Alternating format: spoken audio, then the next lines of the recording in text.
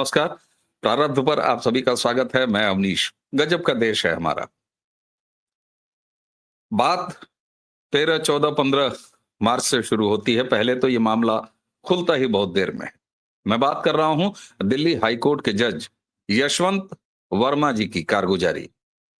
यशवंत वर्मा जो इस समय न सिर्फ पूरी बेहयाई के साथ खुले में घूम रहे हैं, अभी तक उनके खिलाफ कोई कार्रवाई नहीं हुई है। जो कुछ भी कार्रवाइयां गिनाई जा रही हैं, वो कितनी पर्याप्त हैं, या अगर वो एक जस्टिस नहीं होते, उसके अलावा अगर वो कुछ और होते, तो अब तक क्या कार्रवाइयां हो रही होती।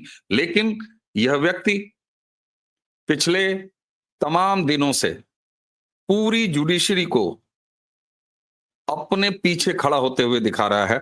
और जब ये देश देख रहा है कि हम सब मजबूर होके बैठे हैं, न पुलिस कुछ कर रही है, न कर पा रही है, न इस देश की विधायिका कुछ कर पा रही है, किसी नेता के मुंह से जबान से एक शब्द भी न्यायपालिका के इस महाभ्रष्टाचार के मामले में अब तक नहीं सुनाई दिया है। इससे ज्यादा निराशा की स्थिति मुझे नहीं लगता है इस देश में होनी है। ये अविश्वसनीय रूप से अभूतपूर्व स्थिति पैदा हो गई है इस समय, जब जस्टिस वर्मा के ठीक पीछे आपको कोलेजियम खड़ा हुआ दिखाई दे रहा है, सुप्रीम कोर्ट खड़ा हुआ दिखाई दे रहा है।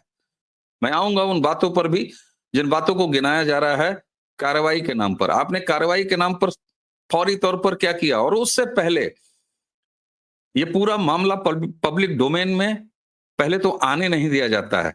किसी तरह ये बात आती है तो उसके बाद एक फर्जी तरीके से खबर उड़ाई जाती है कि दिल्ली के दमकल प्रमुख ने यह कह दिया कि वहां से कोई नोट बरामद नहीं हुए, किसी कमरे में कोई कमरा नोटों से भरा हुआ नहीं मिला, अधजले नोट नहीं मिले।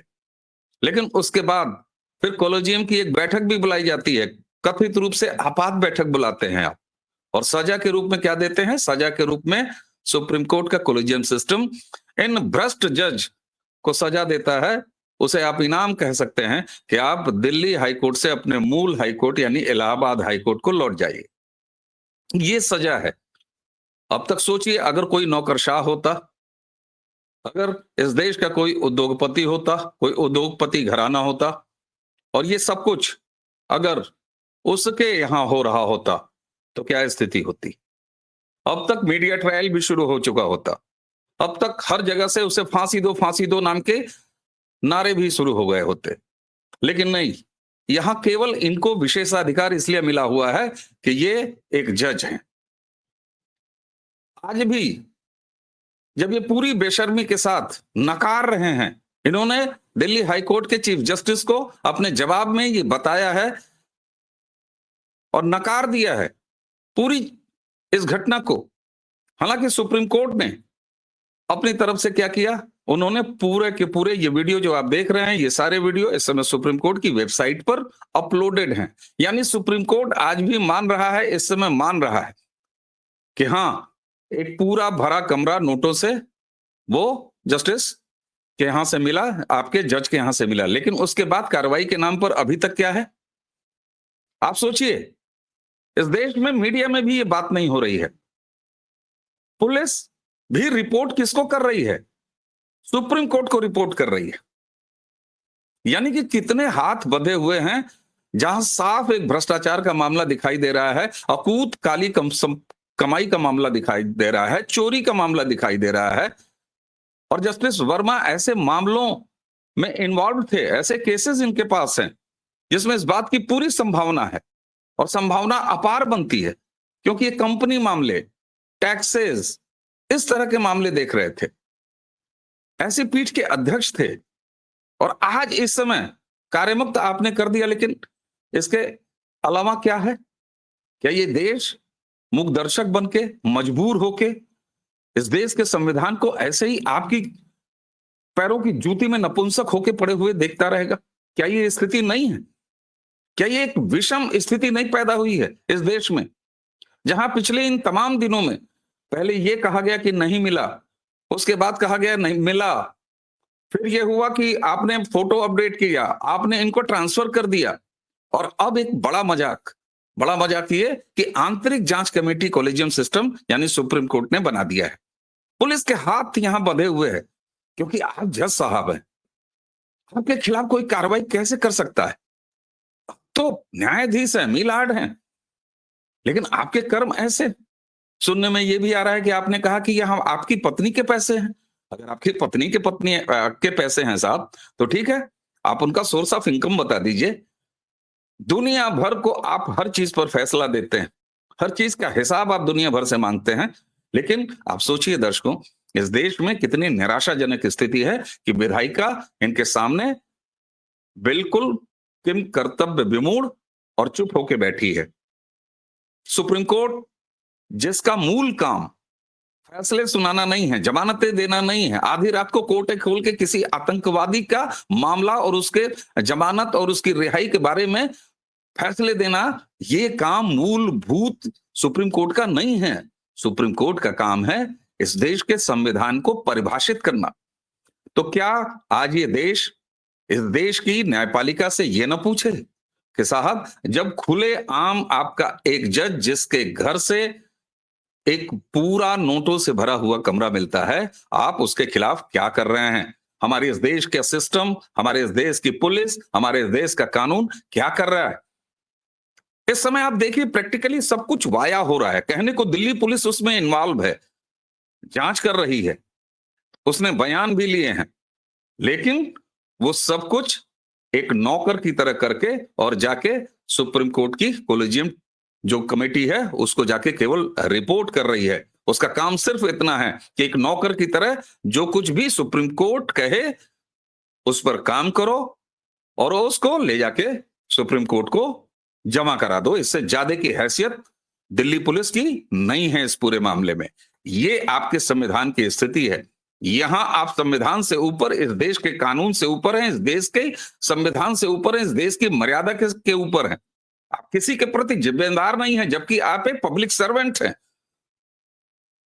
आपकी तनख्वाहें इस देश के नागरिकों के दिए हुए टैक्सों से जाती हैं, लेकिन आपकी हैसियत क्या है कि आपसे कोई पूछताछ नहीं कर पाता।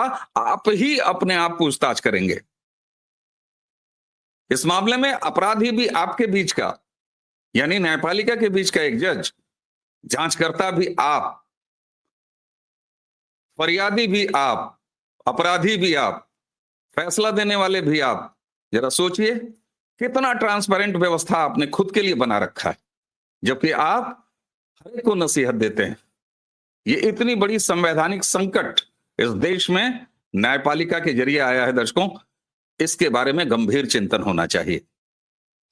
मैंने कई जगह यह कहा है, और अगर मैं गलत हूं तो मुझे बताइएगा, ईश्वर न करे, लेकिन इस देश की न्यायपालिका जो कि सीधे सीधे इस देश के किसी कानून संविधान से ऊपर भगवान का दर्जा पाते हुए इस मामले के जरिए देख रही है, जो कि एक गलत मामला है, जहां एक भ्रष्टाचार का मामला है, जहां काली कमाई का मामला है, जहां रिश्वतखोरी का मामला है, उससे भरे हुए नोटों से कमरे का मामला है। लेकिन अगर कल को इसी तरह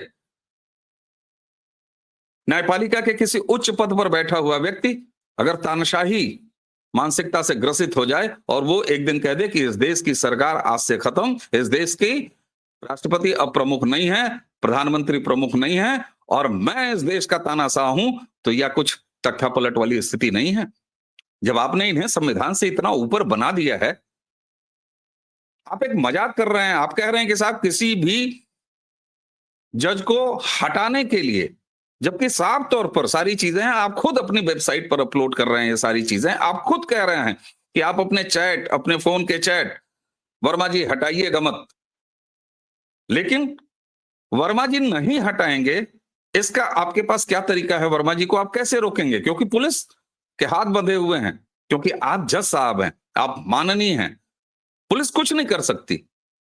फॉरेंसिक जांच का जमाना है, आप खुद फॉरेंसिक जांचों पर फैसले देते हैं, लेकिन आपके इस केस में, जबकि दिल्ली पुलिस ने अपनी जांच में बताया है कि 15 तारीख को ही उस जले हुए हिस्से से अवशेष हटाए गए हैं। ये जांच में दिया है, सुप्रीम कोर्ट आपको ही दिया है। लेकिन यहां तो वही मैंने कहा, अपराधी भी आपके बीच का, फरियादी भी आप ही, जांचकर्ता भी आप ही, फैसला आपको ही देना है। किस तरह की ट्रांसपेरेंसी की आप उम्मीद करेंगे किसी दूसरे से, जब आपकी अपनी ये स्थिति? ये बहुत बड़ा मुझे लगता है कि इस देश में संवैधानिक संकट खड़ा है और यहां से एक जन आंदोलन अब शुरू होना चाहिए, क्योंकि यहां सरकार अक्षम दिखाई दे रही है। उसके हाथ बंधे हुए हैं। कैसे बंधे हुए हैं? ये सरोकार लोकतंत्र में जनता का नहीं है। उसकी चिंता ये नहीं है। उसकी चिंता ये है कि जिस न्याय के मंदिरों से हम न्याय की उम्मीद करते हैं, ये अवधारणा बनाई गई है, वहां से अगर खुद एक जज इतने बेईमान, इतने भ्रष्ट और इतनी बेशर्मी से अपनी बेशर्म हरकत पर पर्दा डालते हुए दिखाई दे रहे हैं, जिसके सामने सब के सब मजबूर दिख रहे हो, ऐसी स्थिति में एक सामान्य आदमी को आप न्याय क्या देंगे? ये उम्मीद टूटती है। और ये उम्मीद लोकतंत्र में, लोकतंत्र के अगर किसी खंभे से टूटी तो लोकतंत्र को इससे बड़ा खतरा कहीं नहीं है। और आज इस देश में जस्टिस यशवंत वर्मा के इस उदाहरण के जरिए निश्चित रूप से इस देश का लोकतंत्र अब तक के महानतम खतरे में है, क्योंकि ये खतरा इस देश की जुडिशरी से आया है।